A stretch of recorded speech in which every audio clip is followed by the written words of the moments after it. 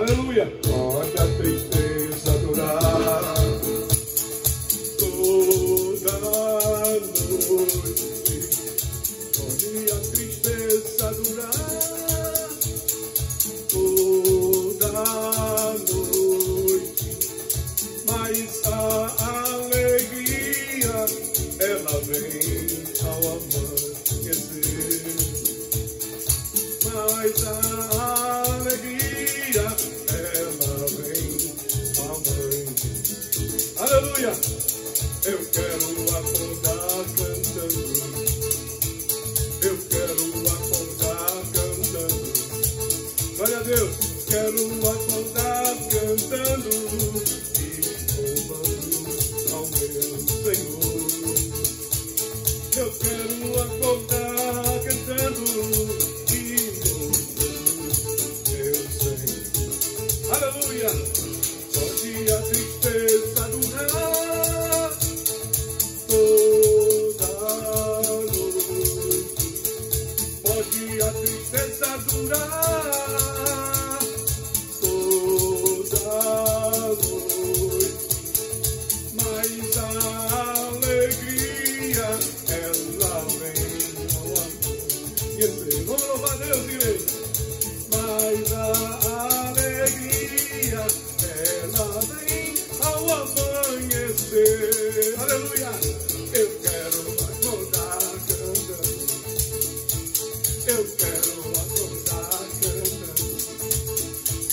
Eu quero acordar cantando e louvando ao meu Senhor. Aleluia! Eu quero acordar cantando e louvando ao meu Senhor. Glória ao Senhor. Louvado seja Jesus. Amém, irmãos. Graça e paz em Cristo Jesus, o nosso Senhor e nosso Salvador. Nós vamos trazer, cansei, né? Vamos trazer a palavra de Deus. Como é bom estar na presença dos irmãos, na fé. Como é bom a gente poder compartilhar coisas boas, né? Porque o Senhor é bom em todo o tempo. E a todo tempo o nosso Senhor, Ele é bom. Aleluia. Antes de trazer a palavra de Deus, nós vamos fazer uma oração. Eu gostaria de mostrar para vocês esse pedaço de escombro que foi retirado das ruínas, né? Dos debris do World Trade Center. No 9/11, no 11 de setembro, quando houve os ataques às torres gêmeas, um bombeiro depois, quando estava procurando os escombros, muito tempo depois, ele encontrou esse pedaço de aço retorcido pelo fogo. Veja que o aço fundiu uma página da Bíblia. Você veja que o fogo foi tão intenso que fez do aço, a viga do aço, derreter como se fosse uma pedra. Mas a página da Bíblia ficou intacta. Essa página do capítulo 5 do Evangelho de São Mateus. Veja que coisa maravilhosa, gloriosa é essa. O Sermão da Montanha, na parte onde está escrito que o Velho Testamento dizia olho por olho, dente por dente, mas Jesus diz para oferecer a outra face. Que bonito! Eu vejo isso um milagre, né? Como é que o aço, que é um dos metais mais duros, né, que existem, retorceu com fogo, mas a página da Bíblia ficou intacta. É um milagre de Deus, né? A palavra de Deus, ela dura para sempre. Meus amados, meus queridos, vamos orar, vamos falar com Deus. Toma a sua Bíblia, abra na epístola de segunda epístola de Pedro, capítulo 3, versículo 8 ao 10. Glorioso Deus, santo e poderoso Tu és. Nós, aqui na Tua presença, meu Pai, nessa tarde, nós glorificamos o Teu santo, glorioso e poderoso nome. Que a Tua palavra venha entrar nos nossos corações, na nossa alma e na nossa mente. Olhando esse pedaço de escombro com o aço retorcido, derretido pelo fogo, mas a página do Evangelho de Mateus, capítulo 5, intacta.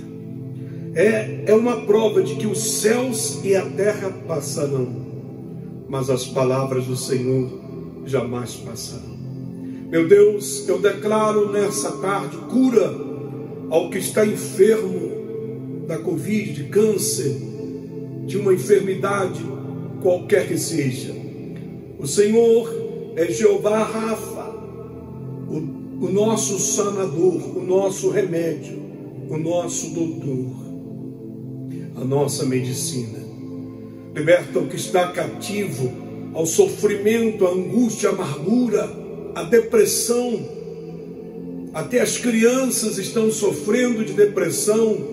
Cura, meu Deus, liberta dessa depressão, resgata o cativo e usa essa mensagem, usa essa palavra para chegar no coração de todos, em nome de Jesus.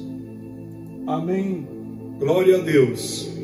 Essas imagens são imagens dessa semana aqui dos fogos, das queimadas florestais que estão acontecendo, especialmente aqui na Califórnia, no estado de Washington e no Oregon. Casas. Aqui existe uma cidade bem perto aqui da nossa cidade de Sacramento, umas 2 horas daqui, 1h30. A cidade inteira desapareceu. Comércios, casas, tudo queimado, tudo destruído. As pessoas perderam tudo, estão ficando em abrigos, em albergues. E tudo isso, a pandemia, essa mortandade, esse desequilíbrio ambiental, fogos, queimadas, incêndios, secas, contaminação. Isso sem falar do desgoverno mundial, esse descontrole, essa confusão mundial que tem sido criado através de guerras ideológicas, guerras políticas, guerras raciais. Então, nós crentes, evangélicos, convertidos no Senhor, que estamos vivendo, sem dúvida alguma, os últimos dias da humanidade. Por isso que eu trouxe essa mensagem. Como nós, como crentes no Senhor, evangélicos, podemos viver esses últimos dias sem nos contaminar, sem se escarnecer, sem se escandalizar. 2 de Pedro, capítulo 3, versículo 8 ao 10. É uma verdade, é uma profecia que o apóstolo Pedro traz a todos nós. Os escarnecedores, os incrédulos, negam isso. E muitos que estão dentro das igrejas, o povo de Deus, creem, mas não tomam em sério, não levam a sério essa palavra. O apóstolo diz assim: mas, ó amados, não ignoreis isto, que para o Senhor um dia é como 1000 anos, e 1000 anos como um dia. O Senhor não retarda a sua promessa, como alguns consideram, tarde, mas que é paciente conosco, não querendo que ninguém pereça. Mas o dia do Senhor virá, como um ladrão da noite, no qual os céus passarão com grande estrondo, e os elementos em chamas serão destruídos, e a terra e as obras que nela existem serão queimadas. Então muita gente, eu recebi fotos, até compartilhei com algumas pessoas, de pessoas aqui de perto, que tiraram fotos do céu, o céu vermelho, cor de fogo, sol coberto, tudo vermelho, por causa das chamas do fogo tão intensas, né? Cinzas caindo, o ar insuportável, irrespirável. E as pessoas falando, isso é uma visão do Apocalipse. Bom, o Apocalipse é pior, que estamos vendo aqui. O Senhor, quando virá como um ladrão da noite, e os céus passarão, um grande estrondo vai passar os céus, os elementos em chamas serão destruídos. Imagina as estrelas, os planetas, tudo começando a queimar, e todas as obras que existem na terra serão queimadas. Então, vamos estudar. Número 1, vamos ver que um dia para o Senhor é como 1000 anos, e 1000 anos como um dia. O que nos leva para sempre a entender que o nosso tempo é diferente do tempo de Deus. Nós estamos vivendo o Cronos. Já preguei isso aqui. A teologia mostra que nós estamos vivendo a cronologia, ou seja, nós vivemos de acordo com o cronômetro. Sabe o que é cronômetro? Isso aqui, relógio, isso é um cronômetro que marca segundos, minutos, horas. E nós vivemos essa cronologia. 60 segundos, 1 minuto, 60 minutos, 1 hora, 24 horas, um dia, 7 dias é uma semana, 30, 31 dias, dependendo do mês, é um mês, 12 meses, um ano, e aí vai, né? 10 anos, uma década, 100 anos, um século, 1000 anos, um milênio. E nós vivemos essa cronologia, mas para Deus é diferente. Um dia é como se fosse 1000 anos para nós, né? Porque Deus vive o Kairos, é o tempo de Deus, é diferente, não se conta através de meses, de horas, de minutos, de anos, não é assim. O Cronos faz a gente se limitar a um calendário de tempo. O Kairos é o tempo que Deus, Ele mesmo estabelece. Nós não temos como estabelecer os dias, os meses, as semanas, mas Kairos é o tempo de Deus. Ele estabelece as coisas, os tempos, né? Todas essas coisas igualmente próximas em presente à nossa vista. A distância de 1000 anos antes que um evento ocorre, mas para Deus é apenas um intervalo. Imagina o que é 1000 anos, que vem a ser como 10, 11 gerações de pessoas. Eu falando isso, a pessoa viver 100 anos. Para Deus é um milênio, para nós é um milênio. 100 anos para cada geração, 10, 11 gerações. Para Deus é apenas um intervalo, porque Ele quem determina o tempo. Então as pessoas estão sempre acomodadas ao tempo. Ah, não, é cedo demais. Não é assim? O ser humano, ele tem essa acomodação do tempo. Somente os mais novos, que pensam que tem muita saúde, que ainda tem muitos anos de vida, as pessoas não levam em sério. Não somente as coisas de Deus, mas tudo, a vida, responsabilidade. As pessoas estão sempre deixando, depois eu faço, depois eu corro atrás, depois eu resolvo isso aí. E o tempo está passando. E Jesus, ele vem. E ele vem como ladrão. Ele vem no momento em que ninguém vai estar. As pessoas não vão estar preparadas. Inclusive os que estão dentro da igreja. Aí entra a segunda parte. O Senhor não retarda a sua promessa, que ele fala no versículo 9. Quer dizer, a verdade é que o Senhor vai manter a sua promessa. E qual é a promessa dele? Que ele virá como um ladrão da noite. Ele não vai retardar essa vinda. Muitas pessoas dizem assim, não, mas Deus está demorando, porque Ele está sendo misericordioso, né?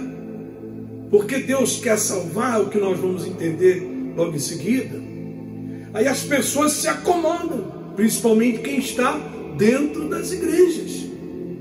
Porque quem está dentro da igreja conhece essa palavra, sabe que o Senhor virá como ladrão. Ou seja, o ladrão não avisa quando vai chegar na tua casa. Ele não bate na porta ou manda uma mensagem de celular, amanhã, tal hora eu vou chegar aí na sua casa. Não, o ladrão chega de surpresa. E sempre ele chega quando ninguém está esperando. Então, a igreja de Cristo não está colocando atenção a esse versículo 9, que o Senhor não retarda a sua promessa. O que ele está sendo é paciente, longânimo.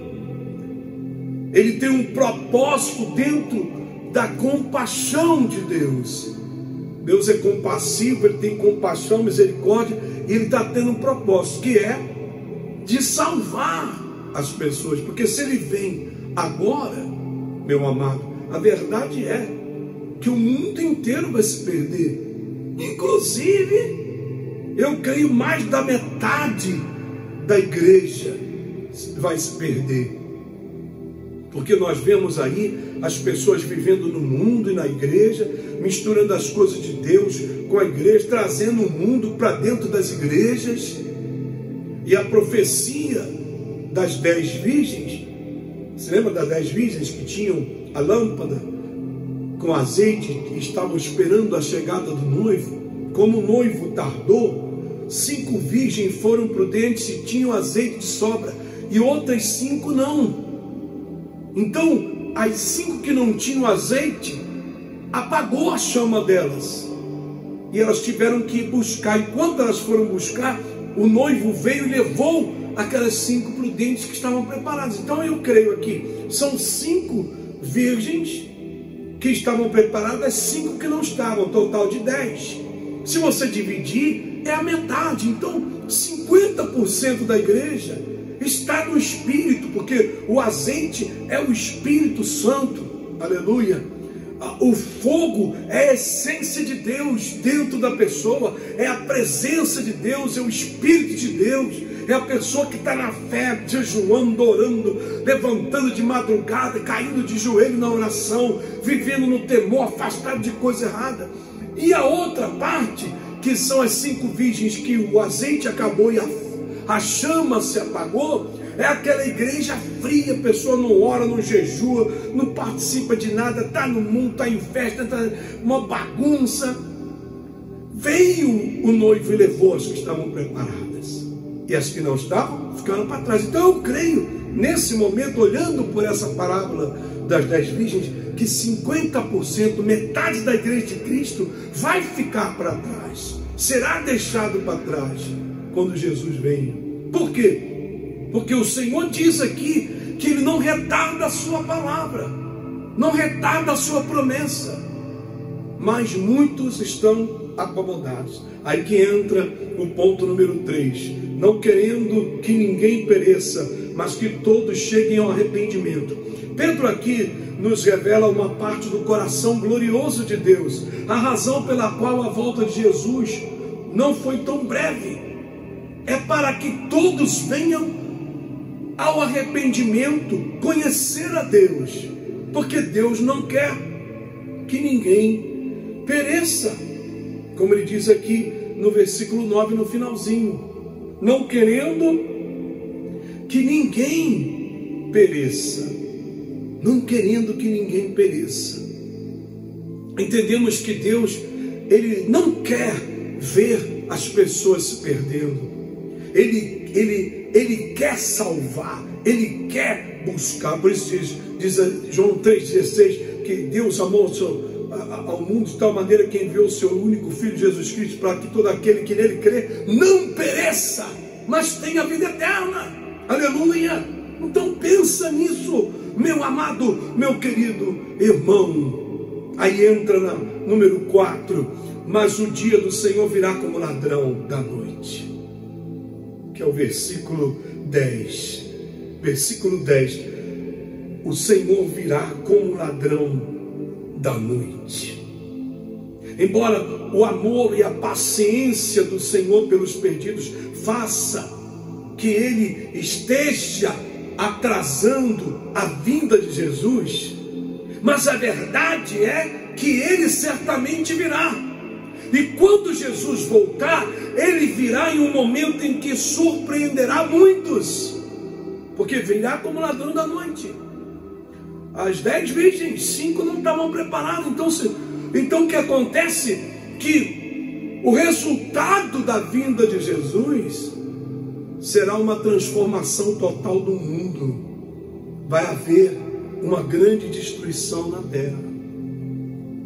A primeira destruição que eu vejo é que a igreja vai ficar para trás. Muitos pastores, líderes, membros, pessoas que formaram a igreja serão deixados para trás. Que destruição!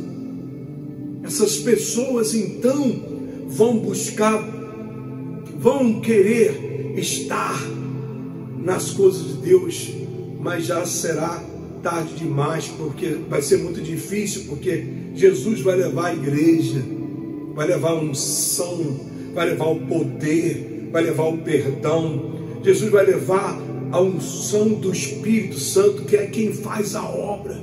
Então vai ser um grande vazio. A igreja se vai transformar em um grande vazio. E aqueles que foram deixados para trás vão viver esse vazio.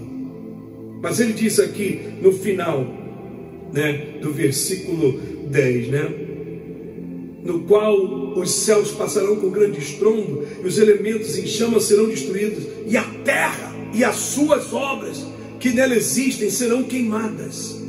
Vamos voltar no princípio, lá na época de Noé, que quando Deus destruiu a terra como dilúvio, ainda que existe água suficiente para Deus destruir o mundo com dilúvio, basta Ele mandar uma chuva torrencial no mundo inteiro e pronto. Você vê que em determinados lugares basta algumas horas de chuva e já enche. Aí no Brasil, São Paulo, Rio de Janeiro, Belo Horizonte, qualquer chuvinha enche. Imagina chover torrencialmente, uma tempestade de norte a sul do planeta. O mundo encheria em questão de dias, haveria um dilúvio. Mas só que ele fez um pacto com Noé. Você lembra, o arco-íris é o sinal do pacto, onde ele prometeu que não destruiria a terra com dilúvio. Mas aqui no final do versículo 10 ele diz que a terra e as suas obras serão queimadas. Então a iniquidade que existe no mundo é o suficiente para levar Deus a destruir a terra e os seus habitantes com fogo e não com água. Meu irmão, talvez você está assistindo essa palavra e está chegando um temor, uma preocupação, um medo de ser deixado para trás, ou um medo de estar aqui nesse mundo quando essas coisas aconteçam, quando o Senhor venha e os elementos serão destruídos e a terra toda queimada. Então vamos ao versículo 11 ao 13.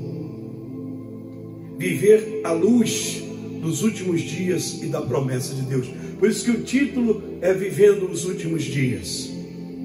2 Pedro 13:11, ele diz assim: visto que todas essas coisas devem ser desfeitas, como você não deveria andar em um caminho, como você deveria andar, que classe de pessoas devem ser vocês com a sua conduta santa e piedosa? Ele diz: aguardando e apressando-se para a chegada do dia de Deus, no qual os céus, ardendo em fogo, serão desfeitos, e os elementos, sendo queimados, se derreterão. Uau! Você viu ali a imagem do World Trade Center? Um fogo intenso derreteu a viga de aço e fez uma pedra de aço, mas não queimou a Bíblia. Veja, a palavra de Deus permanece para sempre. Então Deus, ele prometendo aqui que você tem que aguardar e apressar-se e estar preparado para a vinda de Jesus, porque os céus serão queimados e serão desfeitos. O céu vai ser desfeito. Tudo que você vê agora, você vai estar fora de lugar, vai ser desfeito. E os elementos serão queimados e derreterão. Imagina você ver as estrelas derretendo, queimando, se derretendo, e tudo que está aqui na terra queimando e se derretendo. Olha, para que uma coisa se derreta, se funda, fundição, tem que ter um calor intenso, né? Então vai ter um fogo que vai fazer um calor intenso nessa terra. E olha que a gente já está vivendo aí esses dias, por causa do problema da falta de respeito do homem com a natureza. Está mudando o clima da terra, cada vez mais quente, o calor mais intenso, as queimadas, as secas. Imagina quando tudo nos céus e na terra começarem a ser queimados, derretendo a ponto de fundição. Ele diz aqui: mas nós esperamos de acordo com a sua promessa novos céus e nova terra, aleluia, nos quais habita a justiça. Porém, amados, esperando essas coisas, procurai com diligência, sabedoria, ser achados por Ele, sem manchas, irrepreensíveis e em paz. Aleluia.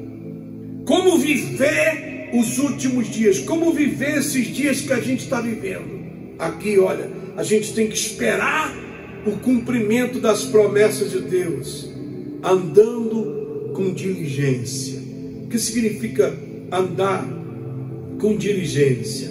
Significa andar com sabedoria, andar com temor, andar com uma vida direcionada por Deus. Diligência, algo direcionado. Não podemos fazer como muito crente, muito evangélico está fazendo, que estão seguindo a corrente, estão fazendo o que os outros fazem. Não, eu tenho que buscar a direção de Deus para a minha vida, e eu tenho que viver essa direção na minha vida. O rei está vindo, meu amado. Ele virá e vai trazer com ele o seu trono de julgamento, e todos serão julgados diante desse trono. Então você tem que ter uma vida sem mancha. Ou seja, o que significa mancha? Algo sujo. Imagina a minha camisa está manchada aqui com uma mancha preta de café, de chocolate. Então ela está suja.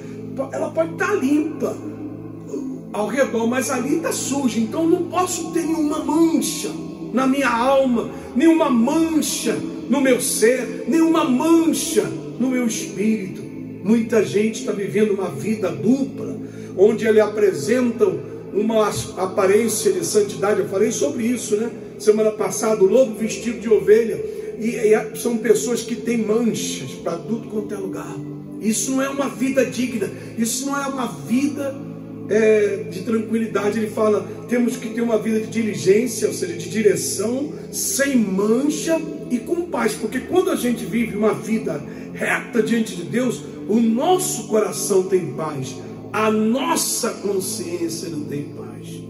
Que adianta, meu amado, você fazer as coisas pela aparência para agradar todo mundo, quando você, na sua consciência, você não tem paz, no seu coração você não tem paz, porque alguma coisa te acusa, um erro, pecado, uma maneira de viver errada, equivocada. Meu Deus, meu Pai, eu peço, meu Pai, que essas palavras entrem no coração e na vida de cada um dos que estão acompanhando essa reunião aqui pessoalmente, que estão através da internet. Que o seu Espírito entre em cada coração, em cada vida, em cada ser, meu Pai. Que essa palavra venha despertar temor, que as pessoas possam viver uma vida de paz no coração, sem ter nada errado que lhes acuse, uma vida com diligência, com direção, meu Pai, uma vida sem mancha, porque o Senhor vai vir buscar aqueles que estiverem preparados. Diga, Senhor, eu me arrependo de todos os meus pecados e dos meus erros, e agora eu peço o teu perdão. Eu quero viver, meu Deus, na tua presença, em oração, em temor, na tua palavra, antes que seja tarde demais. Meu amado, meus queridos, continue orando. Levante nas madrugadas para orar. Continue lendo a Bíblia diariamente, para que você possa voltar a esse primeiro amor e estar vivendo esses que são os últimos dias, preparada para a chegada do Senhor. Graça e paz. Fica na vitória de Jesus sempre. Uma boa semana a todos.